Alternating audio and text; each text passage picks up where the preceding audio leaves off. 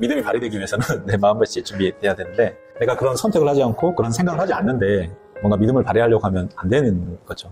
결국은 현재 재정 상태가 어떠십니까? 하면 어제까지 재정 상태에 대한 내 마음의 내용과 질이 현재 우리의 재정 상태예요. 내가 시부모님과 관계가 많이 안 좋아요. 그러면 시부모님에 대한 생각이 지금 현재 시부모님과의 관계를 결정한. 그러면은 내 이제 직장 생활에 대해서 내가 바라보는 시각이 이거 언제 잘릴지 몰라는 거는 현재 직장 생활을 바라보는 나의 시각 위태위태하고 곧 잘릴지 몰라라는 생각이 내 마음을 좌지우지하기 때문에 곧 잘릴 거예요. 그러면 현재 나의 삶은 어제까지 가지고 있었던 나의 마음과 내용과 질이에요. 그러면은 저는 이제 사람들 얘기하는 거 궁금했거든요. 저 사람이 지금 무슨 얘기하나?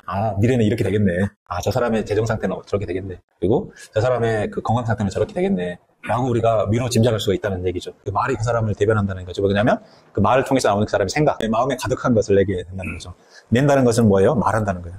마음에 가득한 것을 말한다는 거예요. 그게 그 사람의 인생의 행로를 결정하는 거라는 거죠. 그래서 나는 부유한자인가에 대한 내가 나를 바라보는 시각이 뭐냐는 거죠. 늘 얘기하는 게 부유할 줄 믿습니다. 그러면 현재는 부유하지 않은 거예요. 나는 부유하지 않은 자라는 정의가 내 안에 있는 거예요. 그게 나의 재정 상태를 결정하고 있었던 거예요.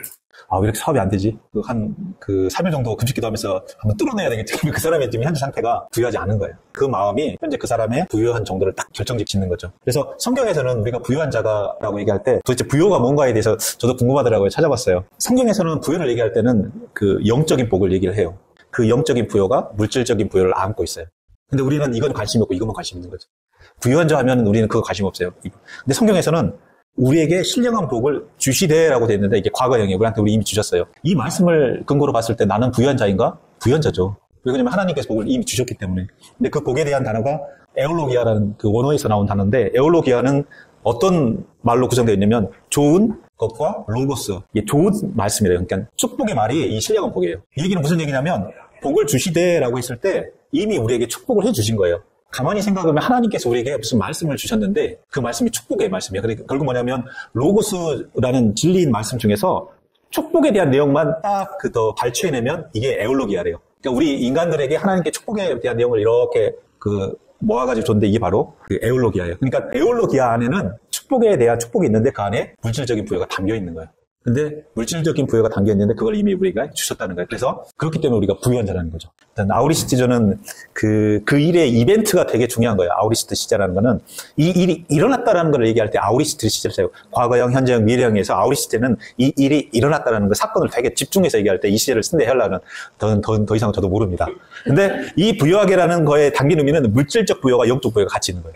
영적 부여 안에 물질적 부여가 따라와요. 보이는 것은 보이지 않는 것으로 말미암기 때문에 영적 부여 안에는 물질 부여가 따라 있어요. 근데 우리는 육신적이기 때문에 늘 물질적 부여만 찾고 있죠. 근데 하나님께 주신 에올로기아 복 안에는 물질적 부여가 따라와 있어요. 왜 그냥 보이지 않는 그 영적인 것이 보이는 것을 좌우하기 때문에. 그래서 우리는 이미 부유하게 됐다는 거예요. 그러면 나는 부유한 자인가라고 했을 때 이 고린도후서 8장 9절하고 에베소 1장 8점에 의해서 나는 그렇기 때문에 부유한 자라는 결론이 우리가 나야 된다는 거죠. 내가 왜 부유한지에 대해서 정확하게 근거를 이 두 가지 말씀에 근거해서 나는 부유한 자입니다라고 내가 결론이 나야 된다는 거죠. 그리고 마지막, 우리는 그리스도 예수 안에서 그리스도와 연합했을 때 하나님의 풍성함을 공급받을 수 있는 시스템 안에 들어온 거예요. 예수님과 연합되었을 때 그렇기 때문에 우리의 부유함의 그 양은 뭐냐면 하나님의 풍성함과 우리의 부유함이 같은 거예요. 예수님이 하나님 5천만 원이 필요한 5천만 원 좀 어려운 것 같은데 2천까지는 해줄 수 있어 하나님이. 2천이라도 해주시죠. 하나님이 그런 분이 아니라는 거예요. 하나님 3천만 원이 필요한데 이거 어렵다. 내가 그러니까 매달 500씩 내가 줄게. 한 3개월. 그럼 되지 않을까? 하나님이 그런 분이 아니라는 거예요. 하나님은 풍성함이 넘치시는 분이에요. 그게 그 풍성함에 우리가 연결되어 있다는 거고 그걸 이미 주셨다는 거예요. 이게 당신은 부유한 자입니까? 라고 했을 때 내가 부유한 자인가라고 할 때 여기서 이렇게 우리가 깊이 묵상하고 생각해서 결론이 나야 되는 거예요. 내 부유는 도대체 근거가 뭐고 나는 얼마만큼 부유한 자인지. 하나님 제가 부유한 자로 불러주시면 제가 복음 사역가로 하나님 일을 열심히 하겠습니다. 이게 대도하는 생각인 거죠. 전혀 말씀을 모르는 거예요. 부유한 자의 정의를 제가 해봤습니다. 신령한 복이 있어야 돼요. 부유한 자는. 그리고 신령한 복을 소유하고 그 복 안에 담겨있는 물질적 공급을 넘치게 누리는 사람이에요. 누릴 사람이 아니라 누리는 사람이 부유한 자예요. 그러면 내가 그런 물질 공급을 누리는 부유의 근거가 뭐냐? 여기서 이제 관건인데, 잠깐만, 성경책 좀 찾아볼게요. 구글에 검색에 부여 해가지고 오는 말씀. 근거가 없는 거예요, 우리 안에. 그 축복 말씀이 내 안에 각인돼 있어야 돼요, 그 말씀이. 상황이 어떤 상황이 오더라도 그 말씀에 각인돼 있어. 나는 부유한 자야. 이게 확신을 파란색으로 했는데 이걸 확신해야 돼요. 이 확신의 단계에 딱 들어가야 돼요. 그때 내가 비로소 나는 부유한 자라는 거에 대해 흔들리잖아요. 상황이 뭔가 어려운 상황이 되면, 그게 맞나? 라고 고민된, 이제 이 확신의 단계에 못 넘어간 거예요. 우리의 부유의 관계는 현재 그 영수증 처리를 못해가지고 지금 오늘 내일 하는 어려운 상황 가운데 있어요, 만약에. 그때도 나는 그 물질적 부여에 대한 하나님의 약속의 말씀이 내 안에 있고 나는 이미 부유한 자라는 거에 흔들리지 말아야 되는 게 흔들리지 않는다는 것이 바로 확신이에요. 그게 바로 우리의 부여의 근거고 그 단계에 들어선 사람은 부유한 자예요. 부여를 현재 누리고 있는 사람이에요. 이게 내가 부유한 자라는 거에 대해서 당신은 어떻게 생각하십니까에 대한 나의 견해가 돼야 돼요. 당신은 누구입니까? 라고 했을 때 나는 누구일까요? 당신은 부유합니까? 나는 부유할까요? 부유하고 싶습니다. 이거는 그 자아상에 대한 확신이 전혀 없는 거예요. 그리고 자아상의 확신의 근거는 그 말씀에서 나와야 돼요. 이 그림이 중요해요. 나의 생각과 나의 삶이 이렇게 연결되어 있어요. 뗄 수가 없어요. 지금 재정이 너무 어렵습니다. 하면 그 사람의 마음속에 뭐가 들어있는지 우리는 그냥 알 수 있어요. 그리고 그 사람의 마음속에 부여에 대해서 확신이 있으면 그 사람이 지금 현재 어려운 과정을 거치고 있다. 이 사람이 곧 부자가 될 사람이구나. 내가 이 사람 밥은 내가 꼭 사줘야 되겠네. 2년 후에 어떻게 될지 내가 보이기 때문에 그 사람한테 차갑게 대하면 안 됩니다. 그 사람한테 투자를 하셔야 돼요. 지금 투자의 원리를 말씀드립니다. 그러면 그 사람이 은혜를 입지 않을 거예요. 왜냐면 그 사람은 그렇게 될 거기 때문에. 왜? 그 사람의 생각이 그 사람의 삶을 끌고 간다. 그래서 이건 생각에 대해서 성경 문제를 쭉 모아봤습니다. 이걸 정리하면 생각이 가득하면 말이 나오고 그 말이 그 사람의 인생을 끌고 간다는 얘기예요. 생각이 가득하면 말로 내뱉게 되고 말을 내뱉게 되면 그 말이 그 인생을 끌고 간다는 거예요. 그게 내 생각과 내 인생이 같이 간다는 얘기예요. 특히 우리나라 사람들은 그렇잖아요. 좋아 죽겠어 그러잖아요. 그러면 안 좋은 거예요. 하고 배고파 죽겠어. 또 심심해 죽겠어도 우리나라만 있는 말이야. 심심해서 죽겠대요. 하고 더워서 죽겠어. 추워서 죽겠어. 우리가 살겠어. 하고 좋은 말을 해야 되는 거예요. 그게 우리 인생을 끌고 가는 거예요. 그리고 또 특히 부부간에 미워 죽겠어 그러잖아요. 그런 말은 하면 안 된다. 생각이 그 사람의 인생을 끌고 가는 중간에 말이 들어갔죠. 말. 이제 이거는 마음의 능력이라는 크리스 목사님 책에서 발췌한 내용인데 내 생각이 내 삶을 반영한다. 이게 직장인들의 생각 구조래요. 재밌어가지고 첫 번째 직장인들은 정 가운데 가장 있는 카드값. 그 사람은 맨날 카드값만 생각하는 거예요. 그리고 보면은 노라고 말할 수 있는 결단력이 이거밖에 없대요. 그리고 영어 잘하기 결단력 거의 안 한다는 얘기죠. 그리고 지하철에서 좋은 위치 찾는 거, 그리고 주식, 부동산 관심 있는 거 하고, 큰 게 보면 게임 인터넷 중독 뇌세포, 그리고 슬고픈 뇌세포, 아부와 비굴 뇌세포, 그리고 알트 탭은 뭐냐면 이거 알트 탭 아시죠? 뭔지 아시죠? 게임하고 있다가 상사가 떠오면 알트 탭 누르면 화면이 바뀌게. 그거에 알트 탭 아시죠? 가끔 저는 봐요. 내가 분명히 봤는데 화면이 바뀌었어요. 0.14에서, 이러면, 이러는 게, 이게 알트 탭이에요. 또 딴지 됐구만. 이제 생각하는 거죠. 그래서 알트 탭, 누르기 신공이 있는 거예요. 그래서 이게 직장인 생각 구조예요. 우리 뇌의 구조가 이렇게 되면 안 되는 거예요. 우리 뇌의 구조는. 근데 직장인이 이렇고, 여기는 초일인데, 초일은 주로 이게 졸음을 참아내는 의지력이 정도 되고요. 여기는 공부하고 싶은 마음. 나머지는 놀고 친구 사귀고 노는 걸로 가득 차 있는 게 초일지 생각 구조래요. 그래서 우리 마음속에 뭐가 지금 가득 찼냐. 내가 이게 너무 중요한 거예요. 내 마음속에 뭐가 가득 찼냐. 근데 크리스 목사님은 이제 우리 마음속에 있는 생각들을 크게 세 분류로 얘기했어요. 하나는 뭐냐면 내가 태어나면서 계속 배우고 경험했던 생각들. 야, 이거 노력 안 하면 안 돼. 이런 생각들. 이 정도는 해야지 뭐가 돼. 이라는 예를 들면 생각들.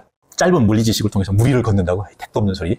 이런 생각들. 이게 이제 내가 배운 경험과 교육 과정을 통해서 배운 체험, 이게 바로 견고한 진이 되는 경우가 많대요. 사탄으로 온 생각이 있고 하나님으로부터 온 생각이 있어요. 내 자신 혼자 생각하는 것들이 아까 김정 선생님이 그런 얘기 있잖아요. 너희들은 태어나서부터 이렇게 좋은 데 살지 이런 불공평해.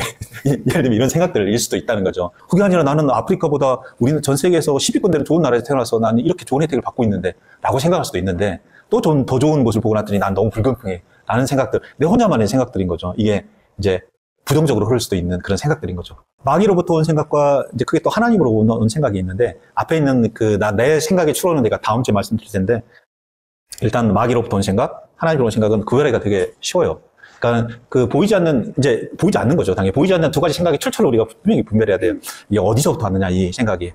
마귀로부터 온 생각이면 노라고 얘기하고 이게 성령님부터 온 생각이면 만세 어서 오십시오라고 얘기해야 된다고 크리스 목사님이 얘기하셨어요. 도둑질하고 죽이고 멸망시키려는 그런 생각들이 오는 것은 그 출처가 사단인 거고 생명을 얻고 하고 더 풍성히 얻게 한다면 그 출처가 그리스도 예수라는 거예요. 그러니까 오는 모양의 형태를 보고 이 출처가 어딘지를 우리가 알아내야 된다는 거예요. 근데 더 감사한 것은 뭐냐면 출처가 어디냐에 따라서 어떤 색깔이 되는지를 구별해낼 수 있어요. 마귀는 태생적으로 두려울 마음을 줘요. 태생적으로. 뭔가 정보를 주면 의심하게 만들어요. 분열시키고. 마귀는 태생적으로 가고 걱정하게 만들어요. 이 본질이 그런 거예요. 근데 내가 너무 기쁘고 감사하고 이 일은 힘들지만 뭘 해도 너무너무 은혜가 되고 해요. 근데 이게 마귀로부터 올 수가 없다는 거예요. 근데 어떤 거는 얘기를 들었는데 걱정이 태산같이 커졌어요. 이거 어떻게 하지? 큰일 났네. 근데 하나님이 주신 거예요. 그럴 수가 없다는 거예요. 하나님은 우리에게 뭐예요? 두려운 마음을 주시는 분이 아니시래요. 그러면 두려운 마음이 왔어요. 그건 뭐예요? 이거는 아까 얘기했던 두려워하는 fear of Lord 그거하고 다른 거예요. 언어가. 여기서 걱정과 근심을 통해서 오는 두려움이 있다면 그거는 하나님으로부터 온 것이 아니다. 분별해내야 돼요. 어떤 정보를 받았는데 밤에 잠이 못 자고 너무 걱정이 되고 그건 하나님으로부터 온 것이 아닌 거예요. 이게 정리하면 뭐냐면 사단은 전면에 나오질 않아요. 두려움과 부정적인 정보를 전면에 내세워서 우리 안에 들어오는 거예요. 그리고 그걸 앞에 내세우고 뒤에서 슬며시 들어와서 장악하려고 하는 거예요. 근데 평안과 사랑과 말씀이 오면 예수님이시구나. 그래서 이 문지기가 바로 있어야 돼요. 우리 마음속에. 우리 마음속에 문지가 있어서 두려운 게 오려고 그러면 바로 NO라고 얘기를 해야 돼요. 그리고 우리 마음속에 평안과 사랑이 없어졌는 웰컴 해줘야 돼요. 웰컴. 너무 반가워. 어서 오십시오. 근데 평안과 사랑이 올라오면 다음 주에 오십시오. 마음이 힘듭니다. 우리가 시험 들으면 그렇게 돼요. 다음 주에 오십시오. 오늘 이번 주 마음이 힘들어가지고 그리고 두려움이 오면 문을 활짝 열어줘요. 그렇게 되면 어떻게 돼요? 집안이 풍부역선이 나는 거죠. 평안과 사랑과 좋은 것들만 환영하면 우리 집안이 이렇게 넘치는 거예요. 사랑이. 싸울 일이 없죠. 이게 뭐냐면 우리 마음이에요. 마음을 어떻게 돼요? 우리가 지켜야 돼요. 누가 지켜야 돼요? 내가 지켜야 되는 거예요. 그래서 이 출처가 어딘지를 우리가 말씀으로 분별해내야 된다는 거죠. 사단은 그 부정적인 정보와 두려움 이런 걸 지속적으로 이 마음속에 집어넣으려고 하고 있어요. 우리를 지배하기 위해서. 그럴 때 우리가 마음을 잘 지켜야 돼요. 늘 우리 문 앞에 두려움과 염려와 의심과 분노가 들어오려고 시시각각 우리한테 정보를 줘요. 뭘로요? 정보를 줘요. 생각을 주고 옛날에 내가 들었던 생각을 생각나게 해줘요. 걱정을. 그리고 친구를 만나서 통해서 얘기를 해줘요. 그리고 심심할 때 보는 유튜브를 통해서도 계속 부정적인 정보를 우리한테 주고 있어요. 근데 부정적인 정보한테 야 그래? 잔뜩 듣고 집에 와서 이제 걱정이 되기 시작하는 거예요. 걱정하다가 남편 들어오니까 봐줄 거. 당신이 돈을 못 벌어오니까는 지금 이렇게 되는 거 아니야. 그리고 애 있는 거 공부 안 하는 거서 너 어떻게 되려고 지금 우리 집에 얼마나 했는데 너한테 들어가는 그 과외비가 얼마인데 이러면 얘 잡는 거죠. 그럼 어떻게 되는 거예요? 집이 풍부박산나는 거죠. 어떻게 해야 돼? 그게 우리 마음속에 들어오기 전에 두들기 패서 쫓아야 돼요. 어떻게 쫓아야 돼요? 믿음의 방패로 맞고 차고 돌려쳐야 돼요. 맞고 칼로 그냥 두들기 패야 돼요. 성령의 검으로. 그러면 그리고 두 번째는 성령님께서 주시는 생각들이 우리 안에 들어오잖아요. 우리가 만나면. 그럼 어떻게 해요? 기쁜 소리로 환영해야 돼요. 어서 오십시오. 환영해야 되는데 제가 마음이 힘들어서 다음 주에 오시죠. 이러면 들어오질 못하는 거예요. 우리가 마음속에 긍정적이고 기쁘고 좋은 소식은 환영해야 되고 들어온 것들은 놓으라고 우리가 얘기해야 돼. 우리 마음을 관리해야 되는 거죠. 근데 우리 마음을 관리해야 되는데 문지기가 이게 비실비실하거나 문지기가 튼튼하거나 둘 중에 하나인 거예요. 여기는 말씀의 성령의 검, 말씀, 믿음의 방패 등으로 중무장을 하고 지키고 있는 거예요. 그러면 그 불량배 같은 두려움과 의심과 걱정이 들어오질 못해요. 한 번 두들겨 맞으면 다시는 안 와요. 자주는. 근데 그 마귀가 오려고 하는데 무기도 없고 근육도 없어가지고 맨날 졸고 있어요. 그러면 얘들이 들락날락하죠. 깡패들이 들락날락. 내 집이 맛집이에요. 그런 집이.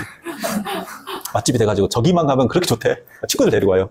그러면 맨날 이제 집에 싸움 나는 거죠. 걱정하고 두려움하고 또 수면제가 없으면 잠을 못 자고 이제 그렇게 되는 거죠. 우리가 생각해야 돼. 내가 지금 그 생각들을 어떻게 지금 필터링하고 지금 맡고 있는지. 육신적인 내 마음이 얘가 이처럼 이렇게 돌고 있으면 내 생각과 마음이 여기서 가득 찬 데서 여기서 그냥 계속 빙글빙글 도는 거예요. 위험해 생각다. 안 봐도 비디오예요. 그 사람은 맨날 걱정이 많아요. 그 얘기는 스스로 생각해봐야 돼요. 내 안에 뭐가 가득 찬지. 내가 지금 현재 맛집이구나. 던져주면 그냥 다 받아요. 두려움만 던져주면. 애따가 받으면 그냥 받아요. 근데 내 마음속에 잘 파수꾼이 세워져 있으면 어떻게 돼요? 여기서만 이렇게 노는 거예요. 그럼 늘 감사하고 나의 생각이 내 삶을 이렇게 돌아가 늘 감사하고 평안해요. 그러면 우리가 생각해야 돼요. 지금 내 집 앞에 있는 문지기가 얘인지 어제도 두들겨 맞았습니다. 깎게 들어왔는데 잔뜩 와서 해집고 갔습니다. 이렇게 되는 거죠. 근데 내가 마음에 그 믿음의 방패와 성령의 검을 들고 걔들 모두 물리치고 있겠습니다. 내 안에는 늘 평안과 기쁨과 감사가 늘 들어옵니다. 그들만 환영합니다. 내 안이 늘 평안한 거죠. 현재 내 안이 걱정이 있고 염려가 있다면 생각해 봐야 돼요. 이게 어디서부터 왔는지 출처가. 쫓아야 돼요. 예수 그리스도 이름으로. 지금 내 마음밭에 있는 문지기가 얘가 되면 안 되는 거예요. 근데 이런 사람은 주로 어떤 사람이냐? 그 성경 말씀은 주일 예배만 와서 보는 사람이에요. 그리고 나머지 모든 시간은 육신적인 세상 일만 집중하며 삶을 살아가는 사람이에요. 그런 사람을 성경에서는 자고 있다고 그러는 거예요. 나 눈 뜨고 있는데요? 나 눈 뜨고 지금 불철주야 일하고 있는데 자고 있는 거예요. 그게. 그리고 그 사람은 세상에 말하는 성공하려면 계속된 선택만 하고 있는 거예요. 근데 하나님께서는 자고 있다고 얘기하는 거예요. 이 사람처럼. 두 번째는 믿음의 방패와 성령의 검으로 눈을 보라리면서 딱 지키고 있는 거죠. 근데 이 사람은 어떤 삶을 사는 사람이냐면 매일매일 말씀과 함께 보내는 시간이 있는 거예요. 말씀을 생각해요. 아까 얘기했던 부연자에 대해서 계속 생각하는 자예요. 그리고 거기서 확신이 늘 흘러 넘치는 사람이에요. 왜 그러냐? 말씀과 보내는 시간이 길게 동행한 사람이에요. 그래서 그 믿음의 방패와 성령의 검으로 중무장이 되어 있죠. 그리고 그 사람은 하나님 향한 지속적인 선택을 했어요. 그래서 믿음의 근육들이 튼튼해요. 믿음의 근육들이. 그래서 지금 밖에서 뭔가 들어오려고 하는데 애매하게 보이는데 얘의 출처가 어딘지를 금방 알아요. 그래서 우리가 우리 마음을 지키는 거가 결국은 너무 중요하다. 그 마음에 잘못된 것들은 걸러내고 좋은 생각들을 받아들이고 그 생각들을 계속 생각하는 거죠. 우리가 그렇게 될 때 믿음이 발휘되는 거예요. 막 걱정과 근심과 두려움이 넘쳐나는데 믿음을 발휘하려고 하면 믿음이 발휘가 안 되는 거죠.